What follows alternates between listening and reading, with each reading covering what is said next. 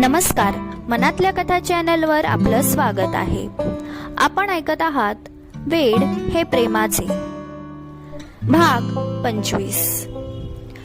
गेल्या भागात आपण पाहिले की प्रिया विनयशी असे का वागत आहे हे सांगते. विनयला कारण कळल्यावर तो दुःखी होतो. केतकी अमोलला त्याचे हाल बघवत नसतात. आता पाहू पुढे. प्रियाने विनयला सांगितलं होतं, पण तिला जड जात होतं. खरं तर तिला विनयच तिच्या आयुष्यात पाहिजे होता आणि परिस्थिती अशी आली होती की स्वतःहून तिने त्याला जड मनाने नकार दिला होता. तिला कळत नव्हतं आता विनयला ती कशी सामोरे जाणार. तिने विनयची मनातल्या मनात माफी मागितली. विनय, मला माफ कर. मी तुझ्या आयुष्यात येऊ शकले नाही. खूप इच्छा होती तुझी अर्धांगिनी म्हणून पुढचं आयुष्य काढायची, पण नाहीच झालं. मी तुला वचन दिलेलं पाळू शकले नाही. मला माहित आहे मी तुझ्यावर किती प्रेम केलं, मनापासून प्रेम केलं, पण खऱ्या प्रेमाला परीक्षा ही द्यावीच लागते. भले तू माझ्या आयुष्यात नसला तरी देखील माझ्या मनात नेहमी राहशील. तुझी जागा कोणीही घेऊ शकणार नाही. तूच माझं पहिलं खरं प्रेम आणि शेवटचं. आकाश सोबत लग्न मी माझ्या मर्जी विरोधात करत आहे, पण माझ्या बाबांच्या इच्छेखातर ते मी करणारच. माझ्या बाबांच्या सुखात माझं सुख आहे. विनय, मला माहित आहे तू मला समजून घेशील. जमलं तर माफ कर. विनय स्तब्ध झाला होता. प्रिया आपल्या आयुष्यात येणार हे ठरलं असताना असा अचानक धक्का त्यालाही सहन होत नव्हता. तो अमोलला म्हणाला, अमोल, गेली प्रिया माझ्या आयुष्यातून. का देव परीक्षा पाहतो आहे? आपल्या मनासारखं का नाही घडत? इतका त्रास, अपेक्षाभंग माझ्या वाट्यालाच का?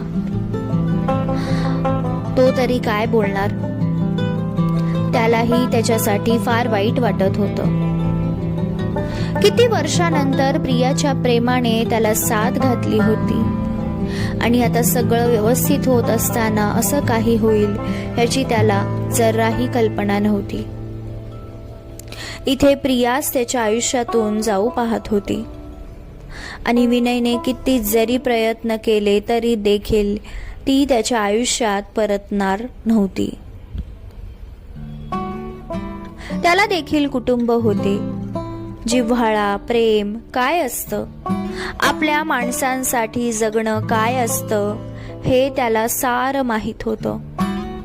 तो अमोलला म्हणाला, प्रिया खरंच चांगली मुलगी आहे. पाहिलंस, तिने तिच्या वडिलांसाठी स्वतःच्या प्रेमाला देखील दूर लोटलं. मला माहित आहे ती हे मनाविरोधात करत आहे. मी अशा मुलीच्या प्रेमात पडलो जी स्वतःच्या नात्यांना खूप महत्त्व देते, नात्यांची कदर करते. तिने स्वतःच्या मनाचा विचार न करता स्वतःच्या आई वडिलांचा विचार केला. केतकी हे सारं पाहत होती. तिच्याही डोळ्यात अश्रू होते. तिलाही विश्वास बसत नव्हता की प्रियाने त्याला नकार दिला आहे. केतकीला आत्ताही वाटत होतं तिने वडिलांना याविषयी सांगावं आणि ते प्रेमाचा स्वीकार करतील, विनयला ऍक्सेप्ट करतील. पण भावनेच्या भरात प्रिया असं काहीच करत नव्हती. तिला फक्त एकच माहित होतं, आकाशशी लग्न व्हावं हीच इच्छा वडिलांची होती आणि ती ते पूर्ण करणार होती. किती भावनिक होतो माणूस आपल्या माणसांसाठी. मनाला कितीही वाटलं तरीही शेवटी बुद्धीचंच ऐकावं लागतं. मन हे वेडेच असते ना. गुंतून जाते अशा भावनांमध्ये जिथे समाधान मिळत असतं. प्रियाचेही तसेच झालं. विनयच्या प्रेमात ती फार वेडी झाली होती. तरी देखील मनाचं न ऐकता तिने बुद्धीचं ऐकलं. आणि तेही तिच्यावर प्रेम करणाऱ्या आई वडिलांसाठी. दोन जीवांची होणारी घालमेल त्रासदायक होती. सगळं मनाविरोधात घडत होतं. कोणासाठी? तर आपल्या माणसांसाठी. प्रियाच्या वडिलांना तर जराही खबर नव्हती की असं काही प्रियाच्या आयुष्यात घडत आहे. त्यांना तर त्यांच्या मुलीचे सुख पाहिजे होते. विनयने अश्रू पुसले आणि वेगळ्याच आत्मविश्वासाने तो उठला. अमोलला म्हणाला, अमोल, मी प्रियाच्या आयुष्यात तर राहू शकत नाही, पण साथ तर देऊ शकतो. अमोल म्हणाला, तुला काय म्हणायचं आहे विनय? विनय म्हणाला, अमोल, मी तिला वचन दिलं होतं. मी सुखदुःखात तिला सोबत करणार आणि मी तेच करणार. तिची इच्छा आहे ना आकाश सोबत लग्न करायची? ठीक आहे, मला मान्य आहे. मी ऍक्सेप्ट केलं. आता तिला त्रास होऊ नये म्हणून मी एक पाऊल उचलणार आहे. अमोल म्हणाला, विनय, काय पाऊल उचलणार आहे? विनय म्हणाला, जेही करणार ते प्रियासाठी. केतकीलाही विनयचं असं कोड्यात बोलणं समजत नव्हतं. केतकी म्हणाली, जे झालं ते फार वाईट झालं. प्रिया खरं तर तुझ्यावर खूप प्रेम करायची. वेडावली होती तुझ्यासाठी आणि आज ती स्वतःच नकार देते आहे. तिची मैत्रीण म्हणून मला फार वाईट वाटतंय. ती तुझ्यावर खूप प्रेम करत असून सुद्धा तुझ्याशी लग्न करू शकत नाही. फारच विचित्र घडलं सारं. विनय, तू स्वतःला सांभाळ. तू देखील चांगली मुलगी बघ आणि तिच्याशी लग्न कर. विनय म्हणाला, केतकी, इतकं सोपं नसतं. मला माहित आहे. प्रिया माझ्यावर खूप प्रेम करते आणि ती करत राहणार. पण आता दुसऱ्या मुलीला माझ्या आयुष्यात स्थान देऊन मी प्रियाची जागा तिला देऊ शकत नाही. माझ्यासाठी प्रिया काय आहे हे मला खूप चांगल्या पद्धतीने माहित आहे. तिचं माझ्या आयुष्यात येणं म्हणजे माझं सारं आयुष्य बदलणं असंच होतं. किती वेड्यासारखी पाठी लागली होती आणि मी मात्र सगळं कळत असून सुद्धा तिला इग्नोर करत राहिलो.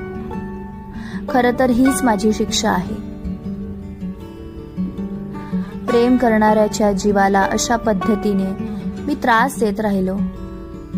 आणि बघ ना, जेव्हा मी तिला ऍक्सेप्ट केलं तेव्हा तीच माझ्या आयुष्यातून निघून गेली. ह्यापेक्षा इतकं वाईट काय असेल? ठीक आहे, मी याचा स्वीकार केला आहे. विनय अमोलला म्हणाला, निघूया आता. रडणारा, विव्हळणारा विनय खूप शांत झाला होता. त्याने काहीतरी मनात निर्णय घेतला. आता तो काय निर्णय घेणार होता ही वेळ आल्यावर कळणार होते. तिथे प्रिया सुद्धा हतबल झाली होती. विवशता ह्यालाच म्हणतात ना. तोंडापाशी आलेला घास कोणीतरी हिरावून घेतला असंच झालं होतं. खऱ्या प्रेमाला परीक्षा द्यावीच लागते आणि ती परीक्षा विनय आणि प्रिया दोघेही देत होते. काय करणार होता विनय कळेल पुढच्या भागात. क्रमश कथालेखन आणि अभिवाचन अश्विनी कुणाल ओगले. श्रोते हो, तुम्हाला जर कथा आवडली असेल तर आपल्या चॅनलला सबस्क्राईब करायला विसरू नका. एक लाईक जरूर द्या आणि कथा कशी वाटली कमेंटमध्ये सांगायला विसरू नका. लवकरच भेटू पुढील भागात. वेड हे प्रेमाचे. धन्यवाद.